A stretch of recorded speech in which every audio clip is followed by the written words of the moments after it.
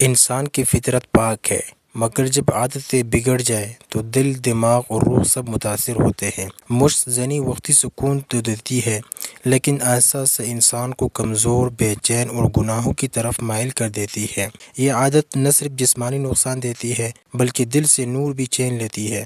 اس لیے اسلام ہمیں پاکیزگی اور حلال راستے کی طرف بلاتا ہے۔ نبی کریم صلی اللہ علیہ وسلم نے فرمایا، مل کر کھانے میں برکت اور شفا ہوتی ہے، اور وہ لوگ بہت برے ہیں جو اکیلے کھاتے ہیں، اپنی لونڈیوں کو مارتے ہیں، خرچ روک لیتے ہیں اور نکاح کے بجائے غلط طریقے یعنی مشت زنی اختیار کرتے ہیں۔ ابن عباس رضی اللہ تعالیٰ عنہ سے ایک نوجوان نے پوچھا، میں جوان ہوں، میری شادی نہیں ہوئی اور میں کبھی کبھی اپنی خواہش کو غلط طریقے یعنی مشت زنی سے پورا کر لیتا ہوں، کیا یہ گناہ ہے؟